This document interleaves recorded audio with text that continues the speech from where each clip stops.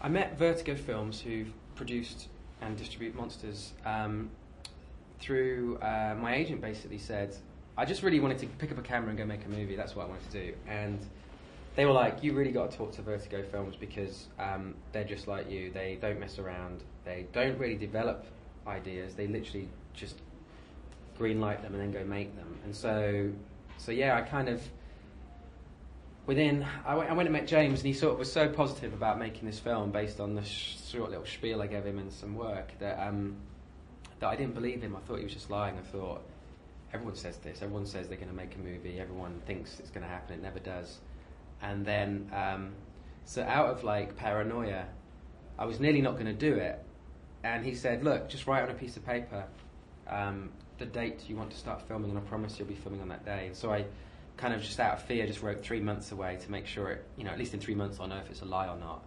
And annoyingly he stuck to it, so we ended up having like 3 months to write the entire film, figure out all the characters and where we're going to film it and everything. And from the day we had that conversation till the day the film was finished was probably like 1.5 years. So they were like true to their word. They don't mess around, thank God, And so yeah, it went really well. It was a great company to work with. Everyone has to be very polite when they do press junkets or they talk about a film, and everyone has to be really nice. I think we'd all openly admit that was the most stressful thing we've ever done in our lives, and that if there was an eject button and we could have got out of it at some point, then we would have. But what happens, and I think it's really important, it's the one thing that I think is great about getting finance for a film, is that if I'd paid for it myself, out of my own money, I think there would have come a point about 3 weeks in where we'd all just looked at each other and went, should we just go home and have a break, because this is just nuts. And everyone would have gone, yeah, we got to stop. And we would have gone. I reckon we all would have gone home. But the fact it was someone else's money and the person that was paying wasn't there for most of it, so they couldn't see how crazy it was. We just felt like, we got to keep going. We said we would do this. It was just massive obligation to deliver it the way we said we would, or I felt that. And so we just kept going and going because it wasn't my money. So yeah, it was a weird one, because I actually thought if I was spending my own money I'd feel more freedom, but because I could do whatever I want. But actually it also creates the freedom to stop, and to give up, which is not good. Yeah, I decided to kind of improvise the whole film to as much as possible, and the main reason was, well, A, I'm lazy and can't write a good script, but B, it's because I wanted it to feel completely real. Like, there's something about, for me, like I am now, when you don't know what you're going to say next, and you're trying to find the words, and as you're about to say it, someone else interrupts you, or you think you're going to say something and then something else happens random. When no one knows what's about to happen, there's something about the dynamic of those moments that's really obviously real, and there's something about drama when everything's predefined that looks like a bit fake. And I feel like you can look through TV and you can flick through channels and instantly go real, real, drama, drama, real.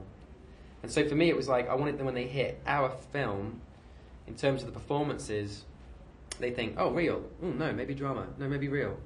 I wanted it to sort of blend the two. And so yes, a part of that was not having the dialogue set in stone, was allowing the actors to do whatever they needed to do. It was like we had the points of the scene worked out and what the scene was about, but in terms of where they stand, what they say, how they say it was completely up to them. And apart from Scoot and Whitney, who are the stars of the film, everybody else in the film was non-actors. So we basically turn up, at this particular place, we're in Costa Rica, and we look for a location, and there's, it's no good. This harbour we're supposed to film in, it's no good, we've got to move. Because there's just us in a van, we go somewhere else. Okay, now, who here, okay, and we sort of see this little area that's like got a ferry ticket thing, it's great, but there's a restaurant on the front of it, which is even better than the ferry ticket booth. So it's like, can we film in the restaurant? We don't actually ask this yet, we're just looking, going, okay, this looks good. You can see the restaurant owner sort of like, what are you doing, man? What are these guys doing? And we're like looking around going, yeah, this is cool. Like as if we're just going to get permission, whatever.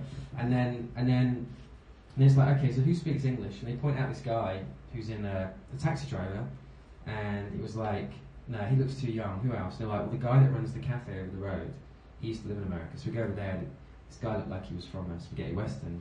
He was like, oh my god, yeah, let's have him.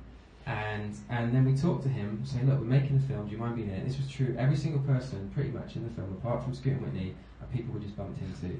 So that guy never acted in his life. he runs the cafe over the road. You can see his cafe in the shot behind Whitney, and I found you can get really good performances out of non-actors as long as you don't tell them how to behave. Right, that's the key. If you say get angry, or you start using any terms like that, it's rubbish. Like, all you can do is say, like, don't sell that ticket for less than 5,000. Right, whatever you do, if he won't pay for it, that guy there will. And then you just let them do whatever they do. If the guy doesn't get angry, if he just sits there, if he makes a joke, if he's quiet, whatever, he does what he does. And as soon as you start trying to tell him what to do, it all starts unfolding. I learned that very quickly. But I feel like in terms of making something look good on a shoestring, it's no different to making something look good for millions and millions of pounds. It's ultimately people that are holding the camera, people that are operating the computers, people who are writing the script. It's sort of people. And so yeah, I just think what's really happened recently is just the technology's changed quite a bit. And so you don't need really expensive cameras, you don't need really expensive computers. It's just the people. And so what it's basically doing is allowing, I believe it doesn't make filmmaking easier, all these things. It's as hard as it probably ever used to be, but it allows, there's going to be a lot more opportunity for people who have an ability to prove it. They're not going to have to wait in line and wait for $100 million. They'll be able to pick up a camera and go make something and show it people. And so we finish it, and we've never shown it to anybody. There's just pretty much 4 people or so that have ever seen it, and we were very lucky. We got it into South by South Film Festival. You have to apply to film festivals about 2 or 3 months ahead of when it happens, for them to figure out all the films they're going to select. And so we're sending it off when there's no creatures in it, or anything, and no effects. And it's just text. And thank God this guy in Austin, Texas, accepted it, because I kind of look back now at what's happened, and everything that's great that's happened has all come through the fact that we were in that cinema that night.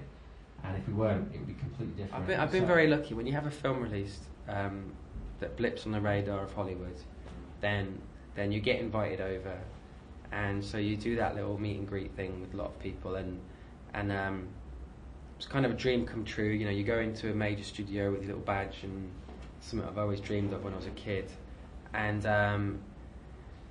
you get to meet a lot of your heroes. Not many, but you meet some of them, and it's that part of the process that makes it all worthwhile. It's like, because I did find making the film was it's the hardest thing I've ever done by a mile.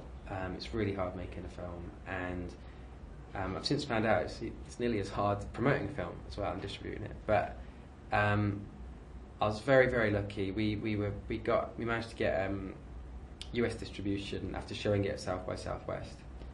It was picked up the next day. And what we found is when the Americans buy a movie, the other territories tend to then fall into place a lot easier, because there seems to be at least there's going to be some internet awareness about this film that's going to be pushed a bit, and so once we had the US, I think all the others kind of helped sell the others territories and stuff. And so off the back of some of these meetings in LA and things like that, I was very lucky in that Timur Bekmambetov, who's the Russian filmmaker who is about to make Abraham Lincoln Vampire Hunter with Tim Burton and everyone.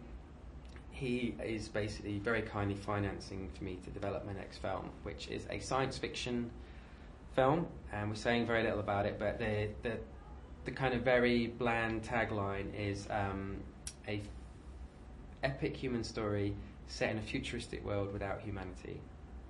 And that's all I can say.